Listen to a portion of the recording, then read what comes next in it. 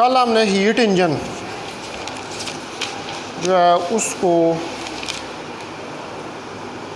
थोड़ा सा स्टडी किया था, उसकी एफिशिएंसी जो है वो कैलकुलेट की थी। आज हमने हीट पंप या रेफ्रिजरेटर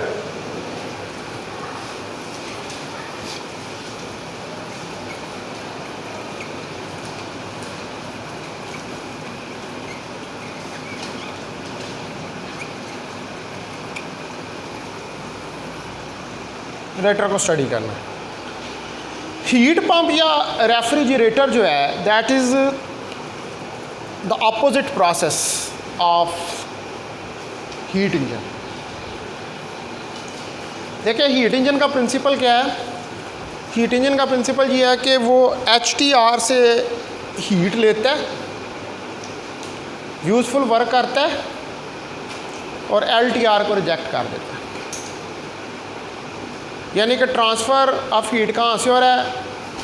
हार्ट से कोल्ड की तरफ, हार्ट से कोल्ड की तरफ जो है वो ट्रांसफ़र ऑफ हीट हो रहा है। लेकिन जो रेफ्रिजरेटर है, देखो ना आपके घर में होता है रेफ्रिजरेटर, आप उसमें चीज़ें रखते हैं, आप उसको बिजली के साथ लगाते हैं। जब आप उसको बिजली के साथ लगाते हैं तो आप उसको इलेक्ट्रिकल एनर्जी प्रोवाइड कर रहे हैं। जब आप इलेक्ट्रिकल एनर्जी प्रोवाइड कर रहे हैं तो इलेक्ट्रिकल एनर्जी प्रोवाइड करके आप हीट का जो फ्लो है हार्ट से कोल्ड की तरफ नहीं करवा रहे, आप कोल्ड से हार्ट की तरफ करवा रहे। अब ये जो फ्लो ऑफ हीट आप करवा रहे हैं ये on the expenditure of external source of energy की वजह से हो रहा है। आप एक्सपेंडिचर कौन सा ले रहे हैं? आप एक्सपेंडिचर ले रहे हैं किसका? इलेक्ट्रिकल एनर्जी का। आप इलेक्ट्रिकल एनर्जी को खर्च करके कोल्ड से हार्ड बॉडी की तरफ हीट को फ्लो करवा रहे हैं। तो हीट पंप जो है या रेफ्रिजरेटर जो है, इसलिए हम कहते हैं कि this is based on the reverse process. इसी वजह से जो है ये रिवर्स प्रोसेस है उसका हीट इंजन का, कि हीट इंजन के अंदर हार्ट से कोल्ड की तरफ हीट फ्लो करती है, लेकिन इसके अंदर जो हीट है वो कोल्ड से हार्ट की तरफ फ्लो जो है वो करती है। ठीक है, तो इन heat pump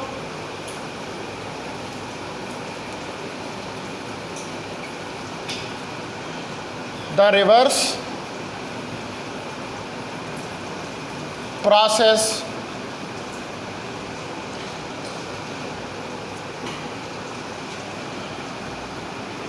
heat engine is operated। तो हीट इंजन का जो रिवर्स प्रोसेस है वो इसके अंदर जो है वो ऑपरेट किया जाता है, उसको यूज़ किया जाता है। अच्छा, अब आप देखें कि अगर मैं इसकी ब्लॉक डायग्राम जो है वो बनाऊं तो सपोज करें कि ये HTR है, यहाँ पर वर्किंग सब्सटेंस है, इस तरफ आप वर्क डन कर रहे हैं और ये आपके पास LTR है, लो टेम्परेचर रेजरवायर। ये Q1 ठीक है और ये Q2।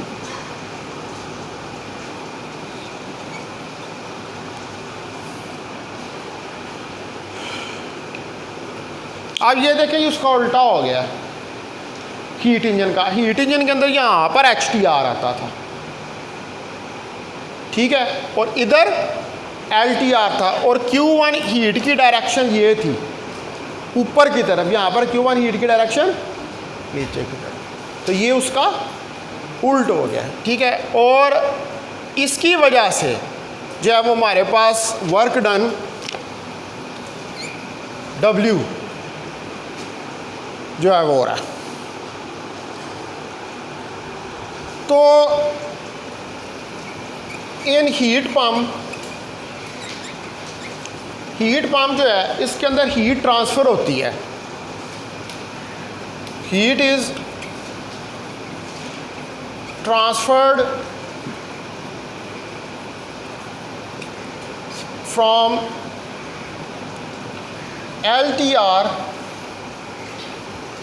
to HTR on the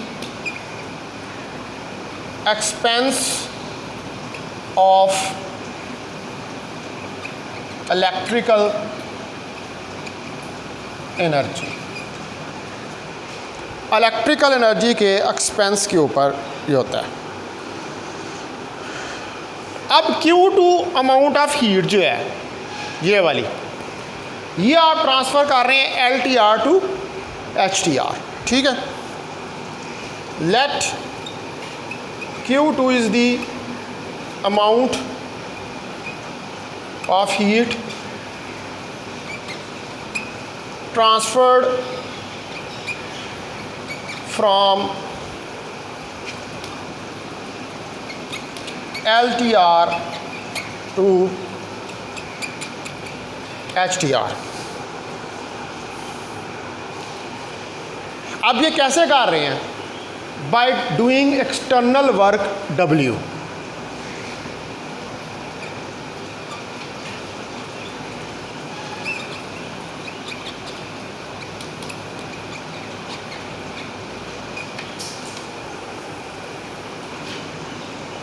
तो इसका मतलब है कि फिर वर्क इस तरफ नहीं हो रहा, ठीक है। वर्क जो है वो इस तरफ नहीं, फिर वर्क इस तरफ हो रहा। समझ आई बात? एक्चुअल वर्क की डायरेक्शन जो है वो क्या है? इस तरफ। ये वर्क कर रहे हैं आप, ये वाला वर्क डन कर रहे हैं, तो इसकी वजह से Q2 Q1 की तरफ जा रहा है। अब बुक के अंदर जो है ना वो डायरेक्शन ये दिखाई गई है, ठीक है, मैंने ये दिखाई हुई है डायरेक्शन इस तरह।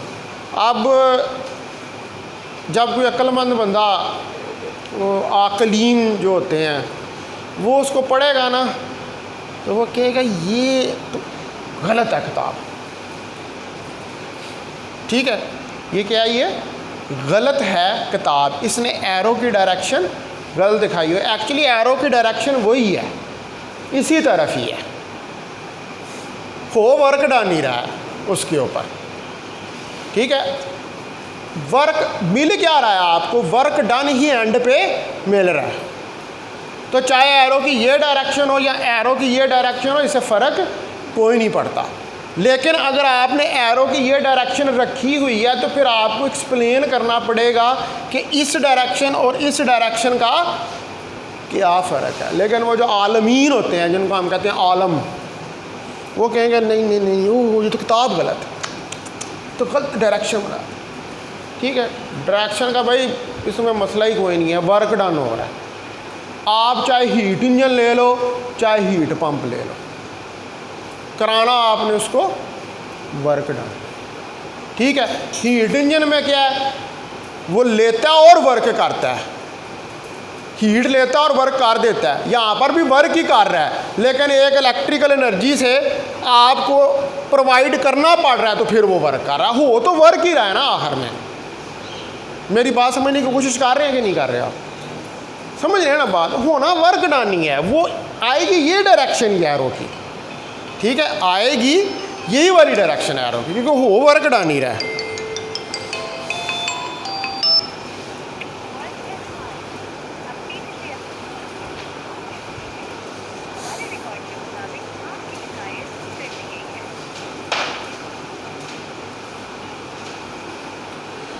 ठीक है, ये मैंने बात आपको इसलिए बताई है कि ये कंसेप्ट हमारा इस बारे में क्लियर होना चाहिए ना, ठीक है। एवं हम जो है बगैर किसी इन्वेस्टिगेशन के या तहकीक के हम ये कह देते हैं ये चीज़ गलत है, ठीक है। मकसद ये है कि वो वर्क डाल रहा है।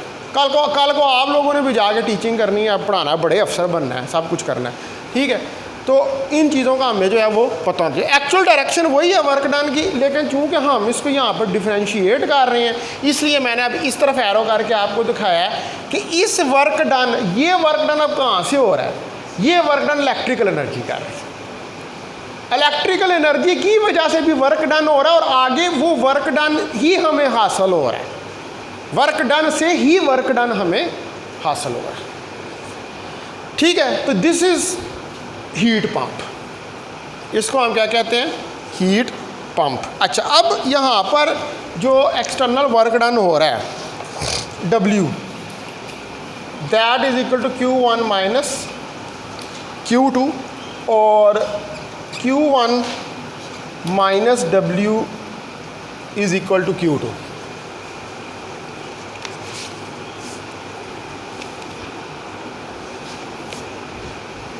ठीक है। अब आप अगर आगे बुक में देखें तो मैंने उसी फिगर को दोबारा रिपीट किया हुआ है। ठीक है, उसी फिगर को दोबारा रिपीट किया, वो पूरी ये फिगर जो है वो दोबारा वो बनाकर दिखाई है उसके अंदर। अच्छा, अब LTR से HTR को हीट जो है वो ट्रांसफ़र हो रही है, तो जो LTR है, ठीक है, इसका टेम्परेचर होगा T2 और HTR जो है इसका टेम्परेचर होगा T1।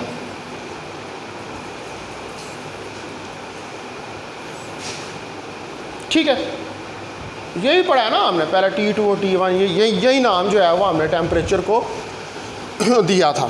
अच्छा, अब आप देखें कि जो रेशो है Q1 over Q2, T1 over T2, temperatures और हीट की, ये मैं कहता हूँ ये मेरे पास इक्वेशन नंबर 1 है।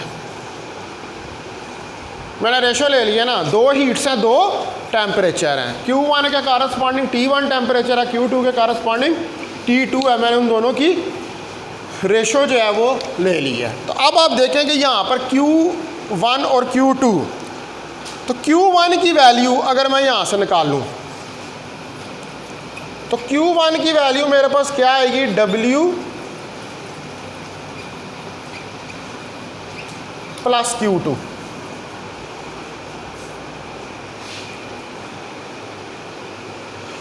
ये वैल्यू आएगी।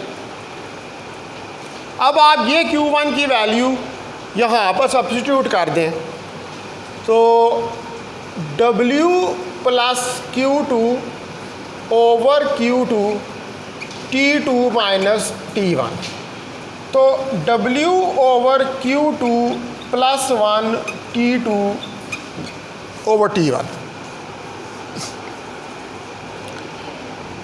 ठीक है जी, तो सॉरी उल्टा लिख दिए, ये था T1 और T2, T1 और T2। अब यहाँ से आप जो है वो T1 की वैल्यू निकाल सकते हैं। तो T1 मेरे पास T2 1 plus W over Q2 के बराबर आ जाएगा।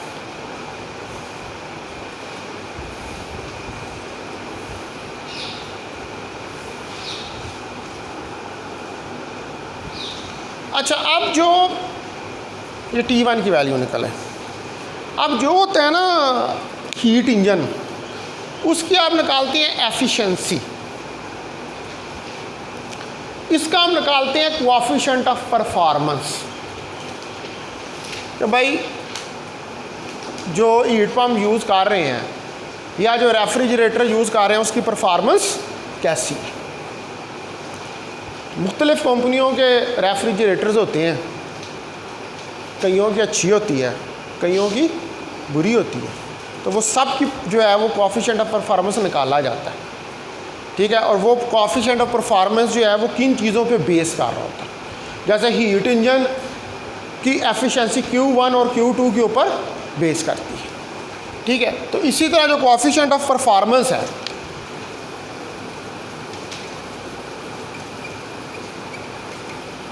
कोएफिशिएंट ऑफ परफॉर्मेंस, इसको K से डिस्क्राइब कर, ये कोएफिशिएंट ऑफ परफॉर्मेंस जो है ये Q2 ओवर W होता है। एफिशिएंसी होती थी Q1 ओवर W, ऐसा ही था ना, हीट इंजन की एफिशिएंसी Q1 ओवर W थी। ठीक है, तो ये हमारे पास Q2 ओवर W, उसका उल्टा है, Q2 ओवर W के बराबर आ जाएगा। तो ये आपके पास क्या आ जाएगा, K। आप टू की जो वैल्यू है हमारे पास, ठीक है, वो क्या आ जाएगी, क्यू डब्ल्यू की जगह पर Q1 minus Q2 over Q, ओ सॉरी उल्टा लेते हैं, ये मैंने फार्मूला उल्टा लिख दिया यहाँ पर।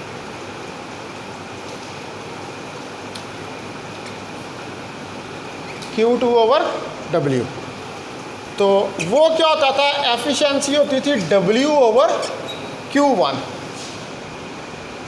यही थी ना, ये उसका उलट है। तो Q2 divided by Q1 minus Q2, W की यही वैल्यू आपने निकाली है। तो ये क्या चीज़ निकल आई,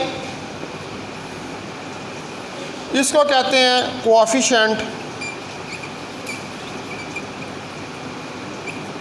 ऑफ परफॉर्मेंस। ठीक है, ये कोएफिशिएंट ऑफ परफॉर्मेंस जो है ये आपके पास निकल आया।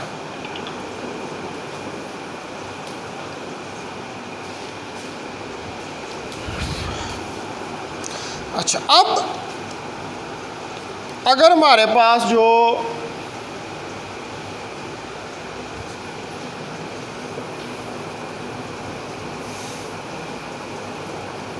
अगर मैं इसके अंदर Q2 जो है इसको 0 कर दूं तो ये क्या हो जाएगा, हैं, इन्फिनिटी।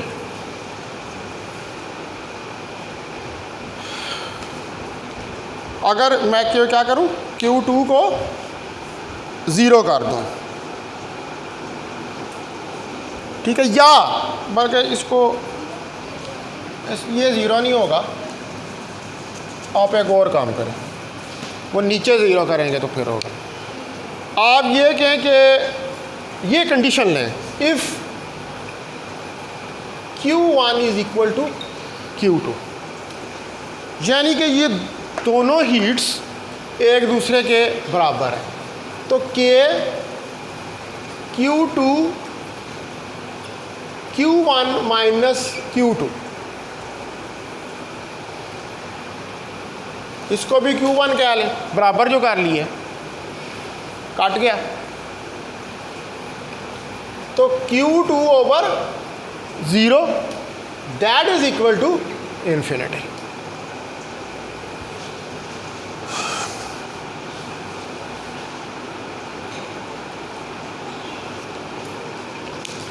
तो अब ये क्यों इन्फिनिटी के बराबर निकला है, ये तो मैथ किया है ना, इसका क्या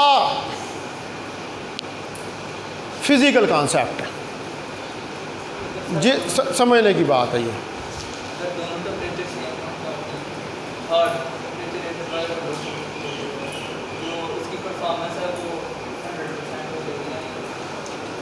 हाँ, 100% परफॉर्मेंस तो नहीं है पॉसिबल, बिल्कुल ठीक कह रहे हैं आप। एक्चुअली Q1 को Q2 के बराबर करने का मतलब ये है कि एक रेजरवायर जो है वो आप ख़त्म कर दें,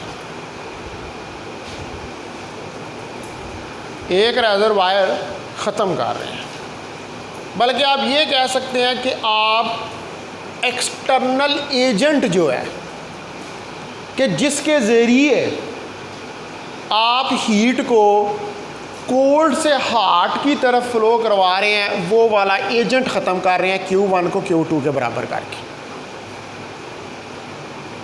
ठीक है, इस सूरत हाल के अंदर अगर Q1 Q2 के बराबर है तो इसका मतलब ये है कि आप कोई एक्सटर्नल वर्क डन नहीं कर रहे। समझ आ रही है बात, कोई एक्सटर्नल वर्क डन नहीं कर रहे। लेकिन अगर हीट को कोल्ड से हॉट की तरफ फ्लो करवाना है फिर तो एक्सटर्नल वर्क डन करना पड़ेगा। और वो एक्सटर्नल वर्क डन कब होगा, जब Q2 और कोई Q1 मौजूद होंगे। अगर Q1 और Q2 बराबर हो जाएंगे तो फिर तो एक्सटर्नल वर्क डन करने की ज़रूरत ही कोई नहीं है। वो तो आपका यानी कि फ्रिज आपका बिजली के बगैर चलेगा, तो और क्या चाहिए। बिजली की बचत ये भी बनाएं रेफ्रिजरेटर। कल आपको कहा था कि आइडियली हीट इंजन बनाना है, अब आपने बनाना है रेफ्रिजरेटर जो बिजली के बगैर चले। ठीक है, अगर आप ऐसा रेफ्रिजरेटर बना लें जो बिजली के बगैर चले तो फिर तो बिजली की कितनी बचत होगी। ठीक है, यानी कि इसका मतलब है कि आप जब on the expense of electrical energy ये काम करवाएं तो कितनी आप एनर्जी ज़ाया कर रहे हैं ना, आप उसको ठंडा करने के लिए आप एनर्जी ज़ाया कर रहे हैं। अगर खुद को खुद ही इलेक्ट्रिसिटी दिए बगैर ही वो जमाना शुरू कर दे, मतलब कि अगर ये वाली कंडीशन हम प्रैक्टिकली अचीव कर लें, जो कि पॉसिबल नहीं है, अगर हम इसको प्रैक्टिकली किसी तरह अचीव कर लें, ठीक है, तो फिर हमारे पास रेफ्रिजरेटर जो आ जाएंगे नए, वो डॉलर्स के पैल के और उनके, वो कहेंगे जी आप हमने ऐसा रेफ्रिजरेटर बना लिया है कि जिसके लिए इलेक्ट्रिसिटी की ज़रूरत नहीं है। ठीक है, तो वो करेगी दुनिया, ये सब कुछ होगा, ये नहीं है कि ये नहीं होगा, इंसान सब कुछ करेगा, लेकिन अभी जो है ये पॉसिबल नहीं है। अब तक की जो रिसर्च है उसके अंदर ये पॉसिबल नहीं है। ठीक है, तो इसका मतलब है कि अगर Q1 Q2 के बराबर है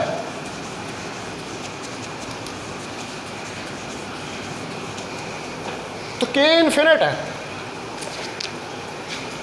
K is equal to infinite, it is not possible.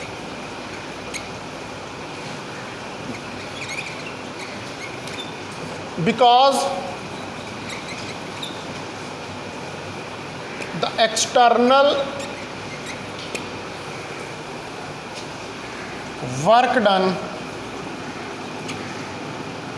must be required। External work done जो है वो लाजमी हमें रिक्वायर्ड होता है for the transfer of heat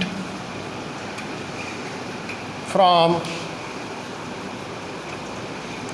LTR to HTR। ठीक है, हमें एक्सटर्नल वर्क डन हर सूरत में चाहिए, क्योंकि हमें ये सारा कुछ किस पर होता है, it is done on the expense of expenditure of electrical energy, it is done on the expense of electrical energy। ये सारा कुछ इलेक्ट्रिकल एनर्जी के एक्सपेंस के ऊपर होता है।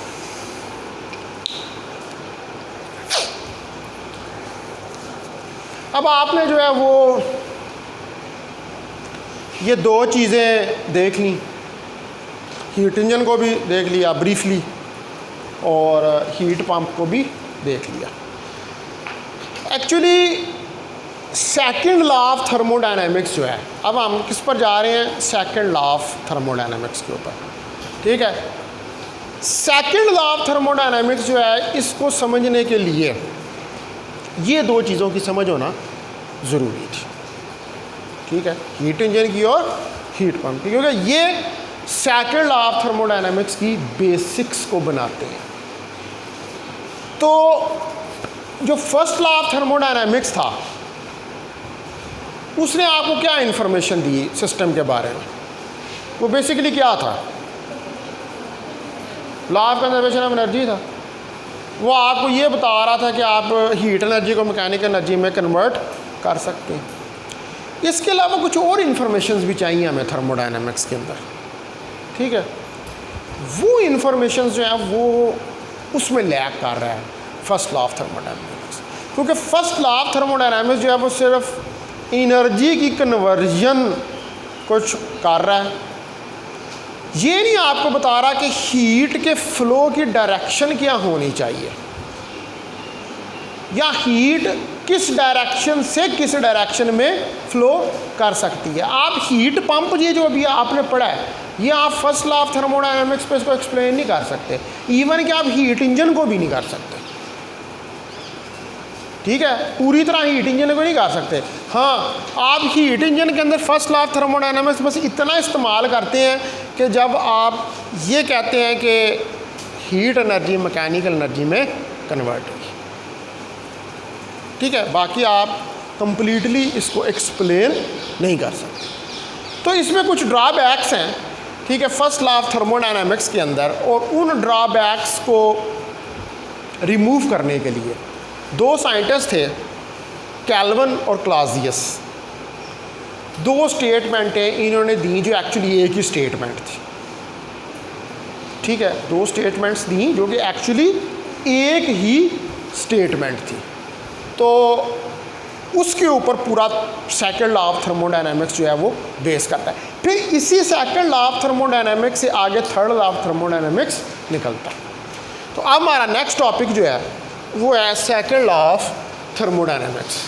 फर्स्ट लॉ से रिलेटेड जितना था तकरीबन वो हमने स्टडी कर लिया। इस कोर्स के अंदर जो थ्योरी ऑफ थर्मोडायनामिक्स का कोर्स है इसके अंदर ये इतनी ही चीज़ थी। अब हमने मूव अहेड करना है और कुछ और प्रॉपर्टीज़ जो हैं इसकी थर्मोडायनामिक्स की देखनी है। तो अब हमारे पास सेकंड लॉ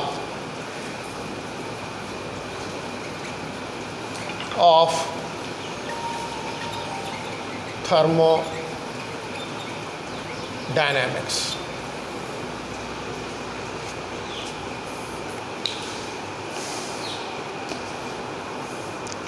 तो फर्स्ट लॉ जो है उसके अंदर कुछ डेफिशिएंसीज हैं। ठीक है, there are some deficiencies in first law of thermodynamics. ठीक है जी, कुछ डेफिशिएंसी है वो वन बाय वन करके हम देखते हैं। तो इन डेफिशिएंसीज को रिमूव करने के लिए सेकंड लॉ ऑफ थर्मोडायनामिक्स जो है उसको इंट्रोड्यूस करवाया गया। To remove these deficiencies second law of thermodynamics is introduced। तो सेकंड लॉ ऑफ थर्मोडायनामिक्स जो है इसको इंट्रोड्यूस करवाया गया। तो पहला इशू जो था, फर्स्ट लॉ जो है वो आपको सिर्फ ये बताता है कि हीट को आप मैकेनिकल एनर्जी के अंदर कन्वर्ट कर सकते हैं। ठीक है, फर्स्ट लॉ टेल्स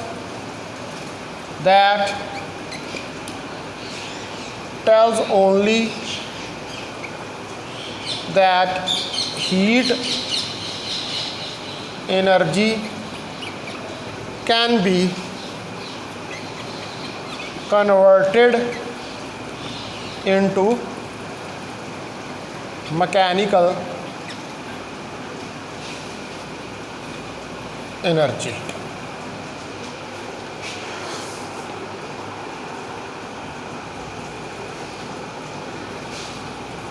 ठीक है, और mechanical energy can be converted into heat, क्योंकि law of conservation of energy है। But this law does not tell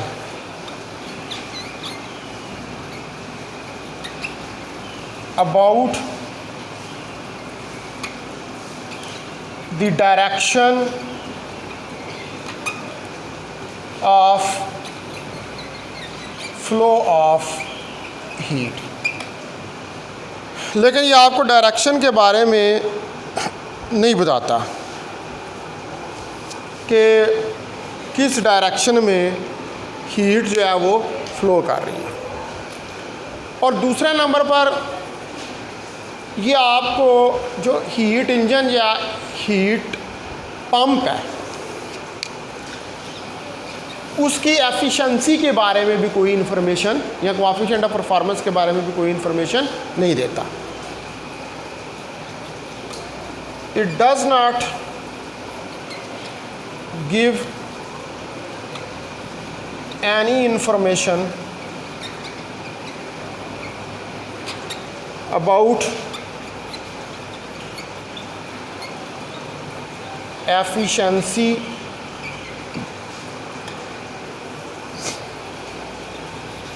of heat engine and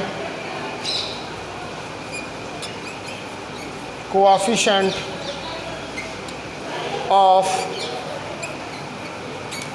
performance for heat pump।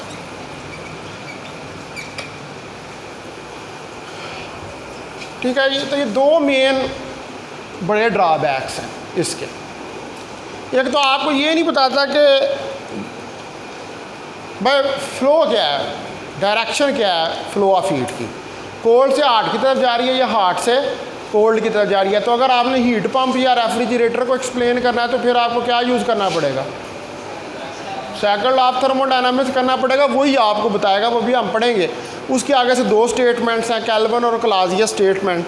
उसको फर्स्ट लॉ ऑफ थर्मोडायनामिक्स सिर्फ आपको ये बताता है कि एनर्जी को, हीट एनर्जी को अदर फॉर्म्स ऑफ एनर्जी में कन्वर्ट किया जा सकता है और अदर फॉर्म्स ऑफ एनर्जीज़ को हीट में कन्वर्ट किया जा सकता है। यानी कि आप हीट किसी सिस्टम को देते हैं, उसकी इंटरनल एनर्जी चेंज होती है और उससे आप यूज़फुल वर्क डन हासिल करते हैं।